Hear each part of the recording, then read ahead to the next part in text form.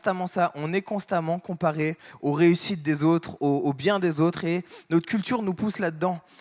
Aujourd'hui, en France, le thème de livre qui se vend le plus, c'est les livres de développement personnel qui nous poussent à être mieux que les autres, se comparer les uns aux autres. Et je me souviens que moi-même, plus jeune, j'ai développé une technique de comparaison pour ne pas être puni trop par mes parents quand j'avais des mauvaises notes à l'école. La première chose que je faisais, et je ne sais pas si tu m'écoutes ce soir, mais si tu m'écoutes, sois béni Pierre-Yves. La première chose que je faisais, c'était que je regardais la note de mon ami d'enfance Pierre-Yves et je disais à mes parents, j'ai eu 11 en français, mais Pierre-Yves, il a eu 10.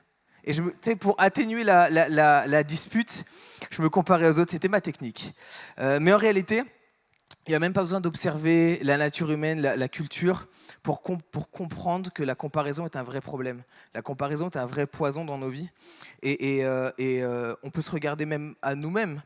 La comparaison ne produit jamais un bon fruit dans notre vie. Si on est honnête, on peut reconnaître que la comparaison est un problème. Elle nous pousse à observer le succès des autres et à nous mesurer aux autres.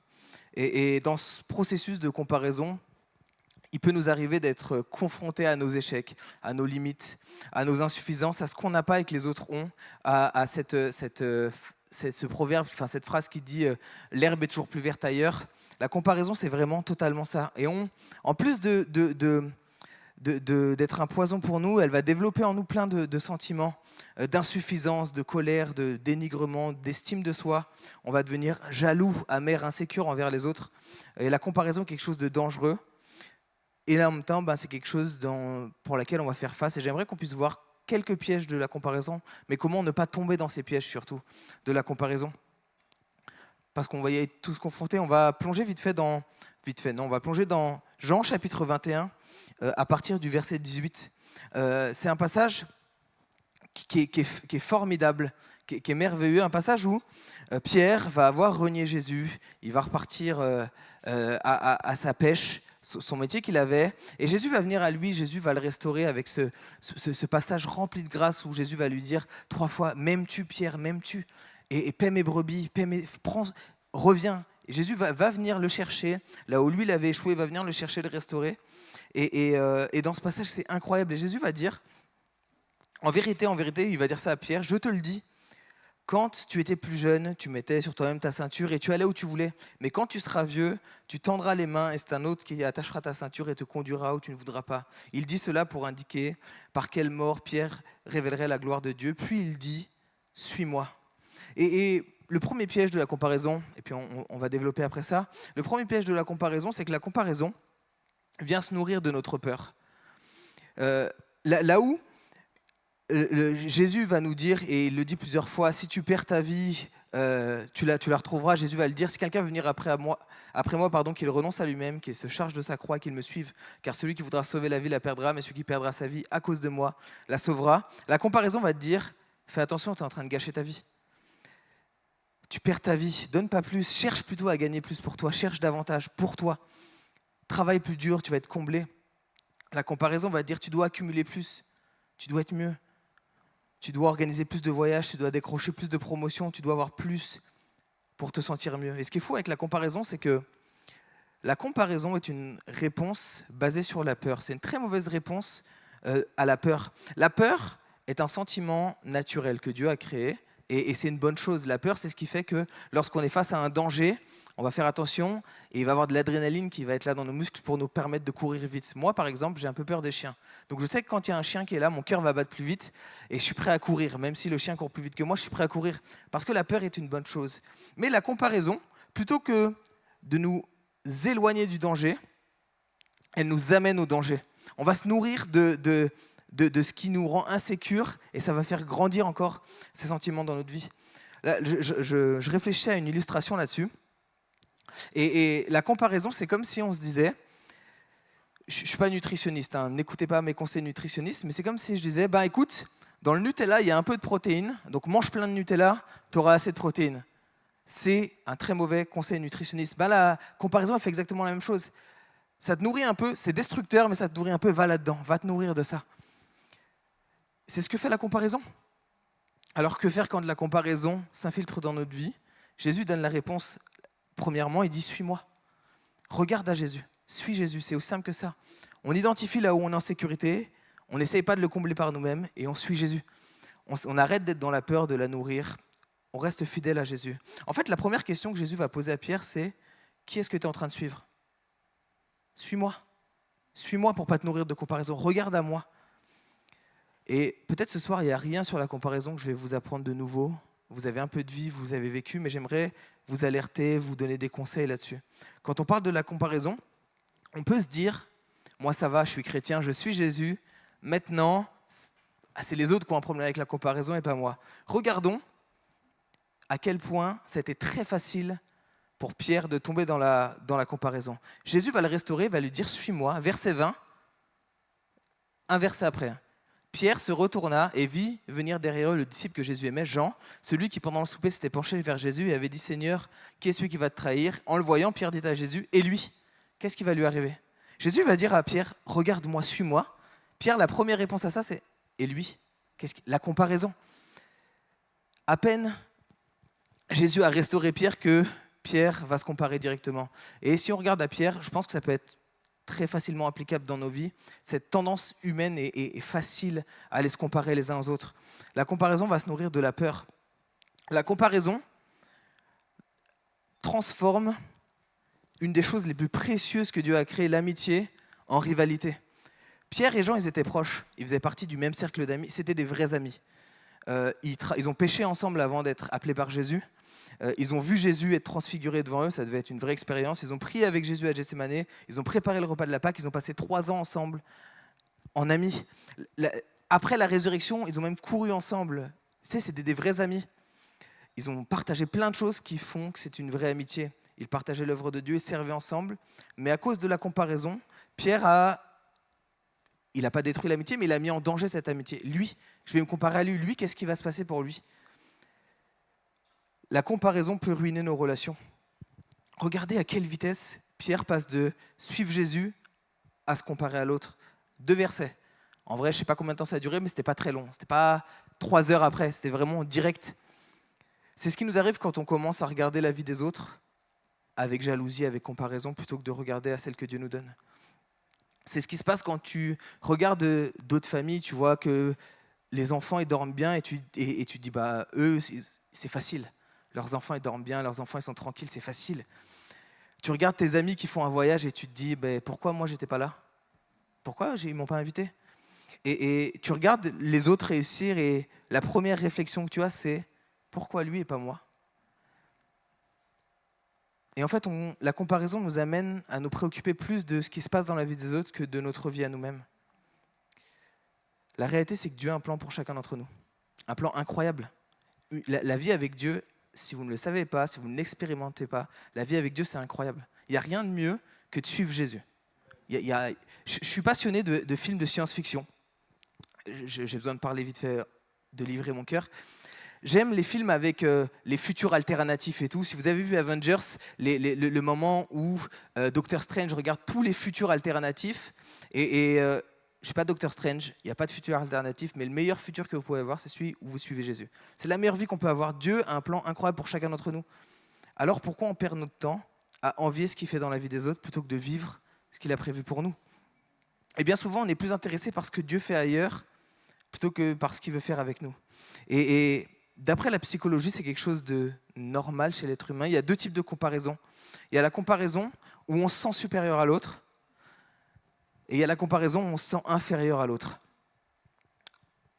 Quoi qu'il arrive, on se compare naturellement. Et je réfléchissais sur ce texte et je crois bien que la comparaison n'est pas tant un problème avec les autres qu'un problème avec nous-mêmes et Dieu. Si on a une plainte à faire, on peut s'adresser à Dieu, parce que notre vie, c'est Dieu qui nous l'a donnée. Et si on ne règle pas ça avec Dieu, on va finir par le régler avec les autres. Et ceux qui sont nos amis vont devenir nos rivaux parce qu'on va vouloir les régler avec eux. Jacques, il l'explique d'une manière incroyable. Jacques 4, verset 2. « Vous désirez et vous ne possédez pas, alors vous tuez. Vous êtes jaloux et vous n'obtenez pas, alors vous vous battez et vous faites la guerre. Vous ne possédez pas parce que vous ne demandez pas. » Il ne dit pas « vous ne possédez pas parce que les autres ils ont mieux ». Il dit « vous ne possédez pas parce que vous ne demandez pas ». Qu'est-ce qu'il est en train de dire ? Toutes ces querelles, ces jalousies, viennent parce qu'il y a un manque de dialogue avec Dieu. Vous ne possédez pas parce que vous ne demandez pas. On passe notre temps, et on peut passer notre temps, et la comparaison va nous passer notre temps à parler des autres ou à parler contre les autres, plutôt que de parler avec Jésus. Et c'est dangereux parce que lorsque la comparaison grandit, si on ne l'arrête pas, elle devient de la convoitise. La convoitise, c'est de la comparaison qui grandit et qui a pris des racines dans notre vie. Et qu'est-ce qui se passe quand la convoitise s'installe dans une relation ? On ne veut plus seulement avoir ce que l'autre a, et on n'est pas juste jaloux de ce que l'autre a, mais on commence à en vouloir à l'autre pour ce qu'il a, et on va même commencer à détester les autres pour ce qu'ils ont. C'est ce qu'on appelle dans le jargon actuel des haters. C'est simplement des personnes qui sont jaloux de quelqu'un d'autre. Et la comparaison a ce pouvoir de transformer les amis, une relation super belle que Dieu a créée, en rivalité, en rivaux. Et c'est ce qui est en train de se passer pour Pierre. Il est là, Jésus le restaure, il lui dit « Suis-moi ». Et Pierre, sa première pensée, c'est « Et lui alors, qu'est-ce qui va se passer pour lui ?» Je crois qu'on a un autre appel, on n'est pas appelé à se comparer ou à être envieux les uns des autres. Romains 12, 15 nous dit « Réjouissez-vous avec ceux qui se réjouissent, pleurez avec ceux qui pleurent, vivez en harmonie les uns avec les autres. Ne soyez pas orgueilleux, mais acceptez de vous associer aux plus humbles. Ne vous prenez pas pour des sages, ne rendez à personne le mal pour le mal. Recherchez ce qui est bien aux yeux de tous. » C'est ça la solution. Aimer, servir, honorer les autres. Pleurer avec ceux qui pleurent et se réjouir avec ceux qui se réjouissent. Alors la prochaine fois que la comparaison essaiera de voler la joie ou de détruire des amitiés, on a deux types de réponses. Soit envier et développer ça, soit faire ce qui est honorable. Quand on accomplit quelque chose de significatif, quand quelqu'un accomplit quelque chose de bien, c'est pas honorable et c'est pas ce que Dieu attend de nous de jalouser la personne, de souhaiter qu'elle échoue parce qu'elle a reçu une faveur qu'on n'avait pas. Et vraiment, je suis très honnête avec moi, avec vous, pardon. Avec moi, oui, mais avec vous aussi. Il m'est arrivé de ne pas me réjouir de choses que Dieu a faites parce que ça me ramenait à moi. Il m'est arrivé par moments de prier pour des personnes malades qui étaient guéries et plutôt que de me réjouir de ça, dans mon cœur, il y avait cette pensée, lui il est guéri et pas toi. Et j'étais incapable de me réjouir de ce que Dieu faisait tellement j'étais centré sur moi. Et je crois que la comparaison nous amène aussi à nous centrer sur nous et nous empêche de nous réjouir du bonheur des autres. Se réjouir du malheur des autres, c'est aussi de la jalousie. C'est pas juste se réjouir du bonheur des autres. Et c'est pas ce à quoi on est appelé. On est appelé à célébrer avec ceux qui célèbrent et à pleurer avec ceux qui pleurent. On doit nous soutenir les uns les autres. Et la réalité, c'est que plus on sert les autres, plus on essaie d'honorer les autres, moins on essaiera de se comparer aux autres.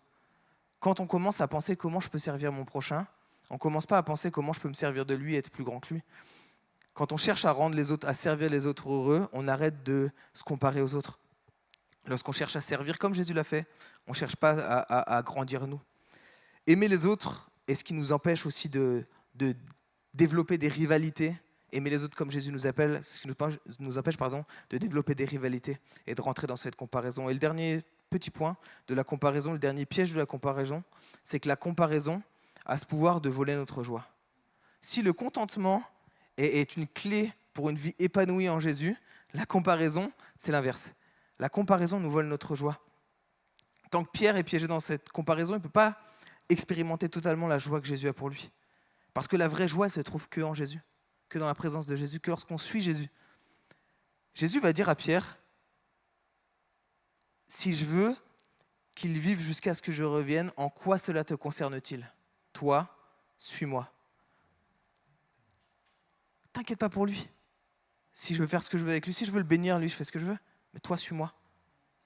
Et ce n'est pas une réponse remplie d'agacement que Jésus donne. C'est une réponse remplie de compassion. Il lui dit, hey, j'ai quelque chose pour toi. Perds pas ton temps à regarder ce que je fais dans la vie des autres, j'ai quelque chose pour toi. J'ai un plan, un avenir de l'espérance pour toi. J'ai une vie remplie, une vie abondante pour toi. Perds pas ton temps, passe pas à côté de ça en regardant la vie des autres. Toi, suis-moi. Je prépare quelque chose pour toi, j'ai des projets, passe pas à côté. Et il nous dit la même chose. La comparaison nous empêche de vivre pleinement ce contentement que Jésus veut pour nous. Quand on se compare aux autres, on manque ce que Dieu a placé dans notre vie. Et pour ne pas entrer dans le piège de la comparaison, on doit revenir jour après jour à cet appel de Jésus, suis-moi. Fixer nos yeux sur Jésus, marcher après lui. Parce qu'avec lui, Psaume 16, 11 nous dit « Tu me fais connaître les sentiers de la vie, il y a d'abondantes joies devant ta face, des délices éternelles à ta droite. » Psaume 107, 9 « Car il a rassasié l'âme assoiffée, il l'a comblée de bien, l'âme affamée. » Psaume 63, « Mon âme sera rassasiée comme avec des mets succulents et avec des cris de joie sur les lèvres. Ma bouche te louera lorsque je me souviendrai de toi sur mon lit, lorsque je méditerai sur toi pendant les veilles de la nuit. » On a toutes plein de raisons d'être reconnaissants vis-à-vis de Dieu.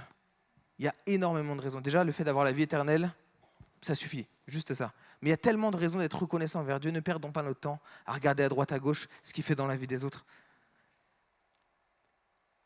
Et peut-être que on se dit oui, mais je sais que je devrais être reconnaissant, je sais que je devrais me réjouir, mais honnêtement, je me sens pas bien, mes émotions, je me sens comme un hypocrite de célébrer avec... Les amis, les émotions sont une bonne chose. Dieu les a créées. C'est un excellent indicateur et un très mauvais pilote. On ne fait pas nos choix par nos émotions. Jésus ne dit pas « si tu as envie d'aimer, aime ». Il dit « aime ton prochain ». Et le contentement, ce n'est pas une émotion, c'est un état. On marche dans cet état. Ne soyons pas fragiles, notamment vis-à-vis de la comparaison, à marcher par nos émotions. C'est le meilleur moyen de foncer dans le mur. Et lorsqu'on lit ces paroles de Jésus, c'est des paroles pleines de compassion. Pourquoi tu t'inquiètes si ton collègue a plus de faveur que toi? Pourquoi tu t'inquiètes de ça? Toi, suis-moi. C'est moi la source de la vie. Enfin, c'est Jésus, c'est pas moi, mais c'est Jésus la source de la vie, c'est Jésus la source de la joie, celui qui nous comblera d'une joie inépuisable. Mais la comparaison vole la joie. La comparaison se nourrit de la peur, et Jésus veut nous libérer de la peur. La comparaison transforme des rivaux en amis, mais Jésus a transforme des amis en rivaux, mais Jésus a transformé des rivaux en amis. Il a pris ceux qui haïssaient Dieu et les a transformés en fils et en filles. Il a pris ceux qui étaient loin de Dieu et les a appelés ses enfants. Et la comparaison essaie de nous voler notre joie, mais la compassion de Jésus est là pour nous amener la joie. Marcher avec Jésus, suivre Jésus est là pour nous amener cette joie. Alors au lieu de regarder autour de nous, au lieu de chercher à nous comparer, au lieu de nourrir cette comparaison, soyons de celles et ceux qui fixent nos regards sur Jésus. Seigneur, je ne le ressens pas, mais j'ai envie de me réjouir avec lui. Je ne comprends pas pourquoi moi, ma situation elle n'avance pas, mais lui, sa situation elle avance. Gloire à Dieu, on va prier ensemble. Un tel, ça ne marche pas, on va prier, on va pleurer avec ceux qui pleurent. Mais ne soyons pas de celles et ceux qui se comparent. La comparaison nous détruit. Nous, nos relations et tout autour de nous. Soyons de celles et ceux qui fixons le regard sur Jésus. Soyons de celles et ceux qui servons les autres. Soyons de celles et ceux qui amenons la paix et pas la comparaison. Soyons de celles et ceux qui vivent vraiment le contentement que Jésus a prévu pour nous. Parce qu'il y a une vie incroyable que Jésus a prévue pour nous. Perdons pas de temps. Perdons pas notre temps à nous comparer. Perdons pas notre temps à jalouser les uns les autres. Si Dieu a béni ton frère, gloire à Dieu. Si Dieu a béni ta sœur, gloire à Dieu pour lui. Et on a besoin de se dire, parce que c'est facile de le dire là, mais c'est un travail de tous les jours. Seigneur, où j'en suis? Je veux te suivre. Est-ce que mes yeux sont écartés de toi? Est-ce que mes yeux regardent sur quelque chose d'autre que toi? Et on a besoin jour après jour de capituler, de venir devant Dieu. Seigneur, j'ai besoin de toi. Seigneur, je veux te suivre. Qu'importe les autres, moi je veux te suivre. Alors est-ce qu'on peut juste prier dans ce sens-là? Seigneur, je ne sais pas dans quels aspects de ma vie la comparaison a pris de la place, peut-être, mais je te demande pardon, je te demande de venir, Seigneur, dans ma vie. Permets-moi de fixer mes yeux sur toi. Permets-moi de ne pas nourrir cette comparaison. Permets-moi de ne pas être de celui qui envie les autres, mais au contraire, permets-moi de celui qui est heureux pour mon frère quand tu le bénis, quand il y a une faveur. Permets-nous de fixer nos regards sur toi. Je te prie pour les domaines de nos vies où, comme Pierre, on a très vite bifurqué et regardé à la vie des autres. Permets-nous de regarder à toi. Merci pour la vie que tu nous offres. Merci pour cette vie éternelle. Merci pour cette abondance que tu as pour nous. Et je te prie, Seigneur, que la comparaison ne prenne pas sa place dans ma vie. Que la comparaison ne prenne pas sa place dans notre Église, Seigneur. Je te prie qu'on puisse être libérés jour après jour de ça. Qu'on ne puisse pas envier les autres, jalouser les autres, mais au contraire, que